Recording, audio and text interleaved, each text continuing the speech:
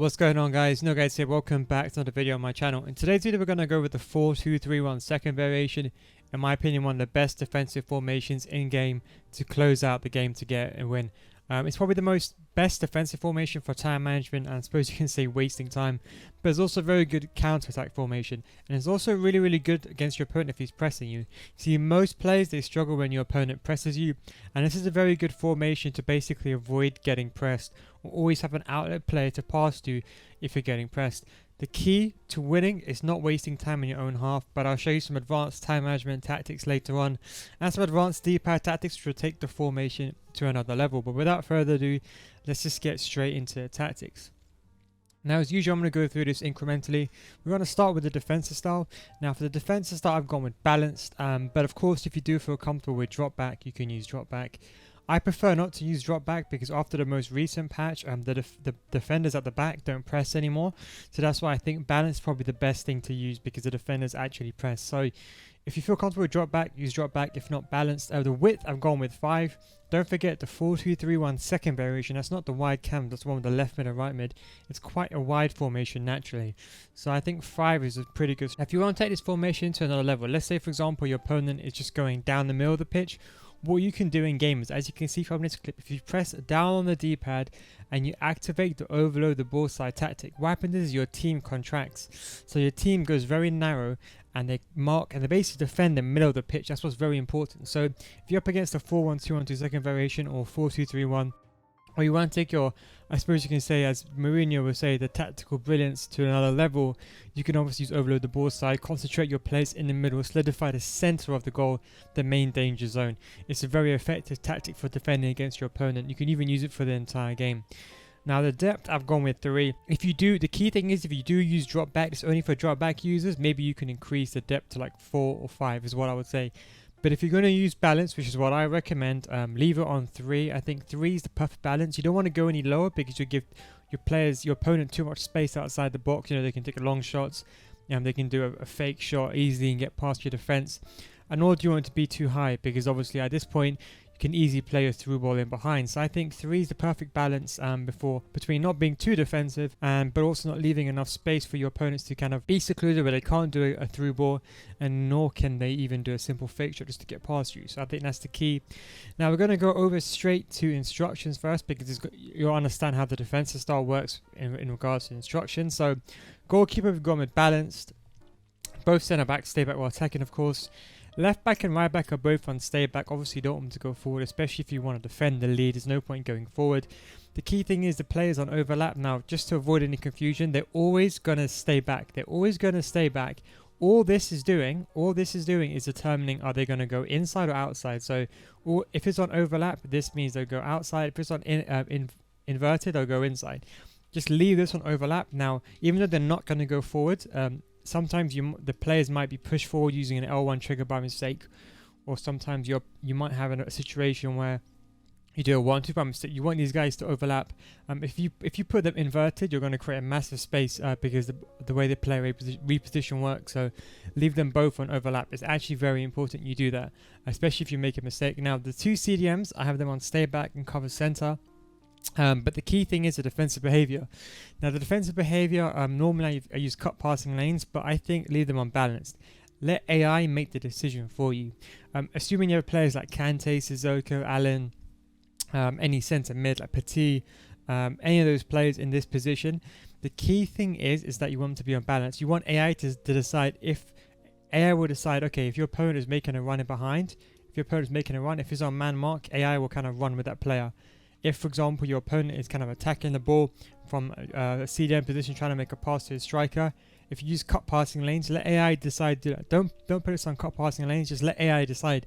Especially if you use overload the ball side, these players are going to be very close together inside the middle of the pitch. So it's best to leave us on balance. Let AI decide what he wants to do rather than yourself. Is what I recommend.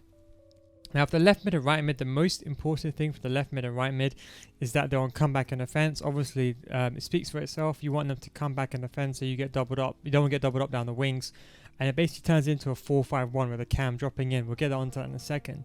The key thing here is chance creation. You want this to be on stay wide.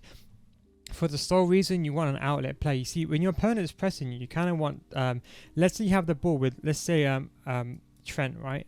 If your opponent is pressing you and is coming onto you, you need someone to pass to. And normally, the players like your two CDMs and your cam are normally marked.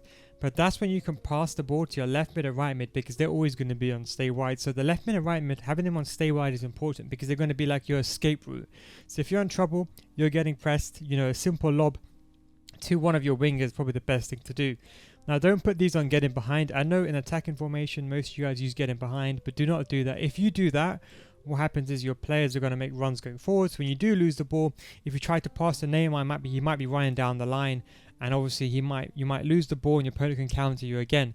So you leave these on balance. If you want to push these guys forward, just do it using the L1 button and trigger these players manually, but do not put these on getting behind. It's very, very important.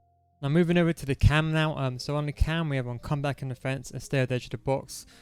Comeback and defense obviously speaks for itself. Remember, after the most recent patch, your players are not got. You can only have 4 midfielders at a time, but having comeback and defense will basically, this player will occupy your opponent's cam. So your cam will basically come to a defensive position and occupy your opponent's cam, like in a 4-1-2-1-2. Or the central cam in a 4-2-3-1. So it's very, very effective. We have stay on the edge of the box. This is also very important. The reason why is if, for example, you're wasting time and you're in this position, you don't want your cam to be running inside the box, because you already have your striker, because you in a 4-2-3-1 you already have your other striker in the box anyway. So you want this guy to be on the edge of the box when you are wasting time. If you are in trouble and you're getting pressed, you can easily just pass to him and you can switch the ball, etc, etc. So it's very, very important you leave this player on stay on the edge of the box. And of course you can always sweat the ball to him if you do get into a counter-attack situation, but it's just better overall to leave on stay edge of the box. Now for the striker, we have stay central. I would say leave us on balance, not getting behind, and stay forward. Now this is going to be the counter-attack player. Now the reason why I want him on balance is that, let's say for example you're trying to waste time, you don't want your striker to be running in behind, because then you're going to have no passing option. You see, if you have this player on balance, he will stay put and you'll make the decision smartly. So AI will kind of decide when to run in or get in behind if there's a space available. So leave this guy on balance. Leave him on stay central. You don't want him to be drifting wide, you want him to be in front of your striker. But the most important thing is defensive support. Now, if you don't want him to be on stay forward, you can change this in game. All you do, as you can see on the screen, so if you press down on the D-pad and you press up, you activate the tactic striker comeback on offense, or striker drop back is what it officially is called. Now what this basically means is the striker is going to come back on defense. Now even though the defensive support is stay forward, when you use striker drop back, it overrides this. So this no longer exists. So if you activate it, no matter what this instruction is, even if this is on come back on defense, no matter if it's on balance, stay forward, if you activate their D-pad tactic, this player is always going to come back. That's what's very, very important. Now going over to attacking tactics, balance kind of what I've gone with. You don't want to use long ball, because again you don't want your players to be running forward, and also you don't want your players to be coming short to you, because if you're getting pressed, for example, and your player's always coming short, you're not going to have an outlet player to pass to. So leave this on balance, it's what's very important. And to make this more elaborate, what I would say is you can always use L1 to trigger a player manually if you want them to run forward. Don't forget left mid or right mid on balance. So AI will decide if your opponent has got his fullback, so enjoying the attack, and let's say his fullback is far forward, AI will decide to get it behind if that fullback is not there. Going back to the attacking tactics again, width we're going with 6, just be very wide on your opponent's half. When I was talking about an advanced tactic, one thing you can use hug the sidelines. So hug the sidelines, basically your left mid, your right mid, they basically hug the sidelines. Like, this is very good. So if you're getting pressed, especially down the middle, your opponent's always going to press you in the middle of the pitch, because that's where you predominantly hold the ball. You can always have an outlet option to pass to either your left mid, your right mid, your left back and right back. So this is why it's better than the 4-2-3-1 with the cams, because you have the left mid and right mid, which kind of adhere to the hug the sideline D-pad tactic. So it's very, very effective. Also with time management, when you are wasting time, you want to waste time in your opponent's half, not on your own half. The biggest mistake I see people waste time in their own half over here. You see, if you lose the ball over here, your opponent can easily get on straight onto goal and score a goal. Whereas if you lose the ball, let's say for example in your opponent's half, he still has your entire defense to get through. So if you're going to waste time, waste it in your opponent's half, and that's why I've got players in the box on 2. Because again, if you're in the corner flag or you want to waste time, you kind of want your players to be in the middle of the pitch and marking your opponents for the counter attack. And obviously you want an option to to go backwards if you're in a wing position. Now further on, earlier on what I was saying, I was talking about the advanced tactics for eliminating your opponent from pressing you. Now, I said, if you waste time in your opponent's half, you achieve three things. One is that there's something called the act of pinning, is when your opponent is pinned inside his box, he's got nowhere to go, and his only way out is for him to A, press, or B, make a mistake. And what that basically does is that if he's secluded in his own box, if he presses you and he makes a mistake, you can easily score a goal. So it's actually a very effective technique. So just basically pass around your opponent's box. He will eventually get frustrated. He will eventually make a mistake. B, that also creates defensive stability, because if you do lose the ball in this position, obviously you still have your entire back line in shape and your CDMs in shape. Remember, both your CDMs will stay back while attacking, so they're in place. But also, more importantly, on a third point, is that this is the key time to waste players, because see, psychologically, most players still park the bus.